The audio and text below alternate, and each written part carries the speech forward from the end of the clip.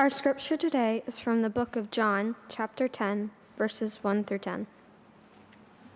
Very truly, I tell you, anyone who does not enter the sheepfold by the gate but climbs in by another way is a thief and a bandit. The one who enters by the gate is the shepherd of the sheep.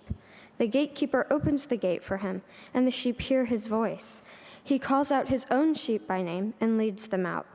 When he has brought out all his own, he goes ahead of them, and the sheep follow him because they know his voice. They will not follow a stranger, but they will run from him because they do not know the voice of strangers. Jesus used this figure of speech with them, but they did not understand what he was saying to them. So again, Jesus said to them, Very truly, I tell you, I am the gate for the sheep. All who came before me are thieves and bandits, but the sheep did not listen to them. I am the gate. Whoever enters by me will be saved, and will come and go out and find pasture. The thief comes in only to steal and kill and destroy. I came that they may have life and have it abundantly. This is the word of the Lord. The world is full of charlatans. There used to be this preacher that was on late at night that I would watch. He would come into an auditorium, traveled around the country to this and that different auditorium. And while he was there, he would get a word from God, place his fingers aside of his head, and then he would pull almost out of the air a name. And sure enough, that name was somebody in his audience. And then he would pull out from another part of the air a disease, an ailment, a problem they were suffering. John has leukemia. A guy named John would stand up and say, That is me. And this minister would go over and lay both hands aside his head and say a prayer and with boldness declare that the person would be healed. It was euphoric and ecstatic, and it was a moment of solidarity with the people around the new person healed.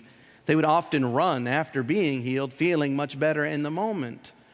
The problem was the people who were healed were not healed very long, and there was a investigation really done into this man's ministry.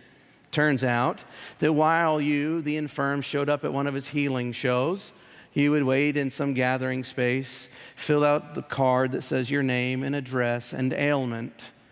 And it turns out also that his wife was behind stage with a list of names and spoke into a microphone which went through a little transistor into a little thing in his ear that would tell him who to call on, and it would tell him what disease to call out. He was exposed. The world is full of charlatans, and history has seen its fair share of megalomaniacs. Who of us doesn't remember, or at least remember studying about a guy by the name of Reverend Jim Jones of the People's Temple? He told his people that there was a new way to bring God's world order to bear upon our world. They needed to flee this government, this country, this crooked place, down to Guyana, South America, and set up a utopic society called Jonestown. There he ruled pretty strongly and with a very tight order over the people. People were getting word out to their family members that they wished to go home back to America, but Jim wouldn't let them. So a senator from the States flew down with a cohort to explore and see what was going on with part of his contingency down there in Guyana. He looked around. He was given the dog and pony show by Jim Jones and all of his associates, but he knew something was fishy. He and his cohort went back to the airstrip to board their plane back to the United States when Jim Jones, he got a little bit more paranoid again. He knew that the senator was going to bring back the United States government with him, and so he ordered his own people to gun the senator down and his colleagues. Mr. Jones knew at that point in time there was no resisting the United States government. They would come for him indeed. And so quite famously, quite heinously, and you can still hear the live audio, he led his large group of people, his flock really, into drinking cyanide-laced Kool-Aid. Too cowardly, though, to drink it himself, he ordered someone to shoot him. The world is full of charlatans, and it's been full of false prophets. We've even seen the likes of David Koresh in the 90s, with the Branch Davidians at Waco, Texas, proclaimed to be the new Messiah, and that didn't turn out well either. The disciples of Jesus in his own day, nor disciples of Christ in our day, nor disciples of any time should ever be shocked by the presence of false leaders who promise too much or who require all authority over the followers or who require pure allegiance for the promise of a better world. Hitler promised a supreme race and a clean society. Applewhite and Heaven's Gate promised cosmic escape from this mortal coil through mass suicide. You can still see televangelists come on the TV late at night who are clearly charlatans because they say, if you only give money to my ministry, I'll give you miracle spring water from southern Russia. It will cure what ails you. These and many others have mounted a forceful insurgence upon God's kingdom. They want a full measure of God's goodness, and so they try to go after it whatever way they can. They try to go around the wall to get in God's kingdom. Sometimes people try to go over the top of it, and still others, with great force, try to knock it down, to go in through whatever hole can be created. But the motive is always the same for these false leaders. It's to achieve the goodness of God by one's own means, not by God's. The problem is that they lack the respect required of the gatekeeper, who is Christ alone. This is most certainly the nature of all sin. It's not simply the nature of a megalomaniac or a charismatic personality who would lead a flock astray. No, it's the nature of all sin when we don't have respect for the gatekeeper. You remember the land in the Old Testament? If you read the Old Testament carefully, there is clearly a covenant at play. The covenant exists between God, the community, and the land. That means soil, geography, and all the inhabitants thereon. Here's the deal. God had a plan for it all. God's ways were made known. God said, every now and again the land requires rest, a Sabbath. Each animal does too. Do not order the world by your own means, my people, but by my means, says God. Leviticus tells us many times over this great warning to the people of God. If you try to control the land by your own means, if you try to get out of it all that you want or all that you fancy or all that you can and forget my ways and fail to give it its due Sabbath, I tell you what's going to happen, people. I'm going to take you out of the land, and I'm going to let that land have all the Sabbaths that you ignored it and failed to give it over the years. This is the nature of sin from the book of Genesis through the book of Revelation and to today.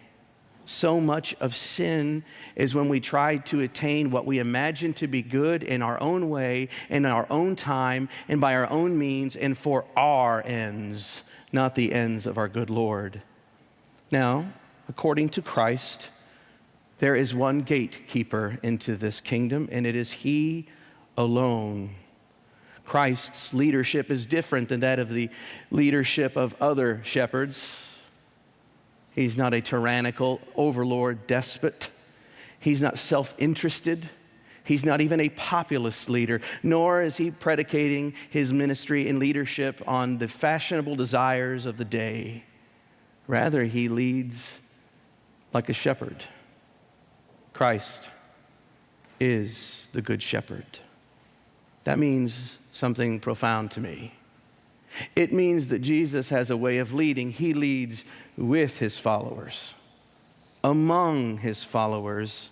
He serves them for their good end, for their own health, and for their own nourishment. He looks to their interests. What is that old adage that they say? A good shepherd smells like his sheep. Indeed, Jesus is the good shepherd who was never over his people so much as he was with them. Which, let me tell you, friends, it sounds nice, and all of you are nodding your heads thinking about how you wished your boss were this way or your political representation were this way. But the reason why most people aren't is because it's a risky form of leadership indeed. You see, sheep famously go astray. They frustrate shepherds. Sheep famously get into trouble, causing danger to actually come upon the entire flock. Sheep are stubborn, and sometimes Even when the shepherd is gentle and reaches out his hand to care for a lost sheep, sometimes sheep will bite their shepherd's hands. I once had a football coach who tried his very best as the shepherd of the team and the program to bring people along into it, to give them leadership roles, to give them a share in the vision of everything. The problem was we were lousy. I mean, we had 30 people less than every football team we played. My dad used to hold the first down marker and would say that as he looked out at the two lines, their line would always be about a head and a set of shoulders above our line. We were small, we were slow, we couldn't catch, and we couldn't throw. You can't do much with that. I've seen Bad News Bears, but it's a lie. So, this one day, he hires this new freshman, sophomore football coach, a real hot shot. And he was coming in with all kinds of ideas, and he was given the ability to use his philosophies to a certain degree in his own area. He was, being with in the leadership process. Something happened. He started talking up a good game against old Coach Smith, started creating divisions amongst the players, whispering in their ears about how the coach had a bad philosophy or the coach didn't know how to coach right. You'd see him at the end of practice, wearing a t-shirt and gym shorts with a little whistle around his neck, arms crossed, legs wide, doing one of these things, talking to the boosters, whispering as the coach went by, only to run him down further when he was gone. Sometimes when you lead like a shepherd, you even get bit. It's a risky way of leadership. But Jesus is the good shepherd. So if Jesus is the good shepherd, what is the implication for his disciples, ancient day or modern day? It's quite obvious. We, followers of Jesus Christ, are his sheep. And the good news is we sheep have a very, very good shepherd. You see, the good shepherd knows each of his own sheep by name. And sheep who follow this good shepherd learn the timbre of the master's voice. They know his voice. There is a deep and abiding relationship there between Jesus and his own disciples, so much so that that good shepherd would prove the profundity of his love by laying down his life for the sheep. Did you know that Jesus knows your name? My question for you is, have you trained yourself to hear his voice? Church, I have a problem this morning. I should say that we all have a problem today. There are many who claim to belong to the flock of the Good Shepherd. Many claim to hear his voice. Many say, "My name is known by him." If so, then they will follow the shepherd through the gates into the kingdom of God, into that place of green pasture where an abundant goodness of nourishing, life-giving food is there for them. But they will be also on the way out of those gates from time to time, on mission, and as a nourished, abounding with life creature, they will be a proper testimony to the goodness of the pastures that exist beyond the gates. This is all to say that when you follow the Good Shepherd, you will be peacefully led by him into a place that is beyond all that you can muster on your own. So when you come back out into the world, as it were, with people, with other sheep who are not with the Good Shepherd, they will look at you and say, "Wow, there is something good, something life-giving about that person. Maybe I will follow them back to their shepherd." Maybe they will learn that Jesus knows their voice too. And maybe they will learn to hear from him. Yet, as I briefly noted, I have a problem. Again, the problem is this. Many people say they belong to shepherd, to know his voice. They say their name is known. They say they're in the flock. But so many, quite obviously, exhibit the marks of thievery and death, more so than they do abundant life. It appears that many think that they hear the voice of the shepherd, but they've been actually duped by the seductive allure of other voices and other stories and alternative pathways, other promises of a life flourished We've been seduced into a mission that is not in full keeping with God's kingdom. Now, as I said, there are other voices, and they're alluring and they're seductive, and it's because here's the story. It's that we are storytelling beings and story-receiving beings, and stories are so profound. Sometimes we have been told stories our whole lives. We live by them consciously or subconsciously and don't realize that they are antithetical to the gospel. Let me give you a few. The American dream. The American dream. You know, in the Gospels and in that back window facing Spring Street, we have a reflection of the gospel where Jesus says, "Come to me, all you who are weary, and I will give you rest." Yet we have told immigrants and people from nations all across the world what? Give me your poor. Give me your tired. Give me all those, and I will take care of them. We have actually put our national dream on par with the gospel. That's bad. We say the sky's the limit. If you can dream it, you can see it, you can do it, you can be it. Follow your bliss, we tell people. Work hard to pick yourself up by your bootstraps. You can have whatever you want. You can fulfill all of your hopes. But really, is a house, a career, is any of it large enough to fill that God-shaped hole that each and every single one of us has? Is it enough to satiate our longing? Is it enough to give us contentment for eternity? I say no. Well, we also have another story that we tell a lot that doesn't seem to measure up to me. It's the story of consumerism. It says that you're a consumer, and it says that you're meant to consume whatever you wish, whenever you like, however much. It's all up to you. And there are two twin deities in the ideology of consumerism. One is choice, and the other is convenience. It's all about choice, my friends. Let's put it up there. Let's get to see who gets to choose what, and that will reign supreme. You know, but it makes me sad because we've actually turned life into a commodity today, a consumable item. We choose life when we want it, and we don't choose it when we don't want it, when it's not convenient for us.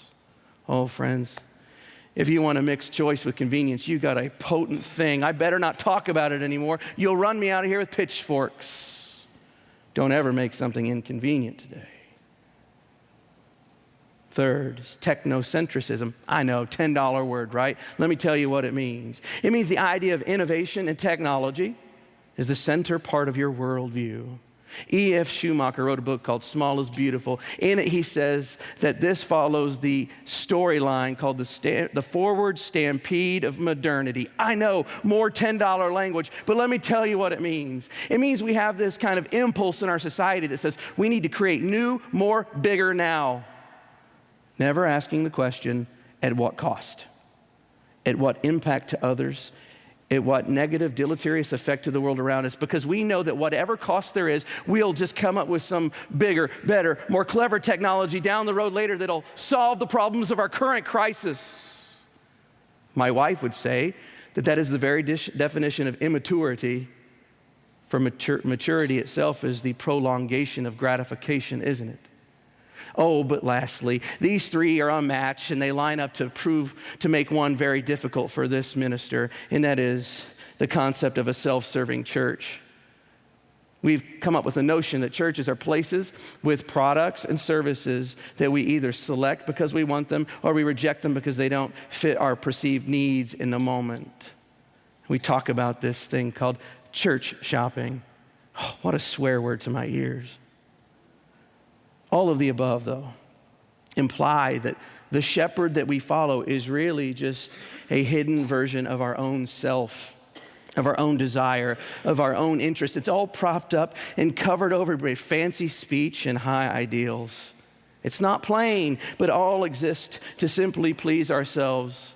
And the kind of shepherd there produces no community or no ethic. It simply says, look out for yourself as long as you don't hurt anyone else too much. And I say, that's a banal vision of the world. Friends, by contrast, The story we've been given because of Jesus this morning tells us that we have a shepherd, and it tells us what kind of shepherd we have. We have one who is deemed worthy by the Father. We have one who is gently walking ever so with his followers. We have one who protects and gives nourishment to his followers. We have a life-giving shepherd who cares about the wholeness of his people, and we have a shepherd who will lay down his life for his followers. It's a question. If that's the kind of shepherd we have, what kind of community ought it create? Not one of self-interest, not one about your dreams. The kind of community that kind of shepherd would create is not one that says, come through my gates, here's a green lush, all-you-can-eat buffet. No, it says, I have real food. I have real nourishment. I have what you need. And after you've gotten your fill, go back out into the world and invite others to come and receive and give it to others. Follow my lead, says the Good Shepherd, where you will show love for others, enemy and friend alike, by laying down your life, by self-giving love for other people. That's the kind of Good Shepherd we follow, and that's the kind of community the Good Shepherd wants to create. He wants to create a life-giving community where we assume the best of one another. He wants to create a life-giving community where authority is not something that we desire, but it's simply something we are called or not called to. He wants to give us a community that is based on love, where our things are no longer just our things, but our things are given to us that we may bless others, that we may be a people who have all things in common. If you follow the Good Shepherd today, I wonder, if you meditate on the Good Shepherd's gifts, I wonder, how will it change you? And what kind of community will it continue to engender here? I don't know the depths of where it will take you, but I do know someone who tried very hard. It's a young woman and a young man who were recently married. They'd only been married a few weeks, actually. And as they were driving down a highway in their hometown, they got into a wreck with a tractor trailer. In fact, the driver was the husband, and he was the one who was most affected. For the first little while of ICU and everything else, it was known quickly he was going to be a quadriplegic, and he was also unresponsive to much else going on in the room. He was fed, and he was changed. He was cared for totally. Couldn't communicate. And that looked like the way it was going to be for some time at least, barring miracles. His wife, his young wife, cried. His mom and dad cried. Their friends mourned. And they sat there day in and day out, and everybody grew compassionate towards this young woman. That's her whole life in front of her. What's she going to do? She doesn't deserve this. She was a young woman committed to the Good Shepherd. It had an impact on her imagination.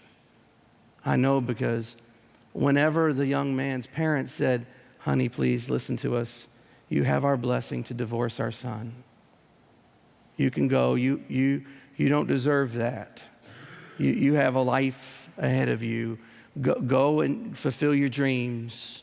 Go find new love. Go find someone who can fulfill you communally and emotionally in all those ways.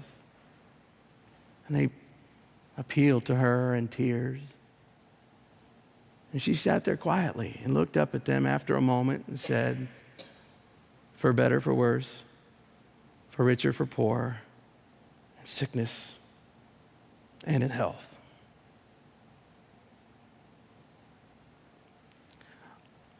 I'm not sure I have the vocation of love in my heart to be so selfless.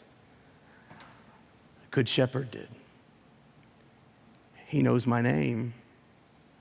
I'm trying to hear his voice. And he's calling me to ever deeper levels of following him. Do you know your Good Shepherd? Does he know your name? Can you hear his voice? He's calling you deeper. He's calling you to more. Bless you.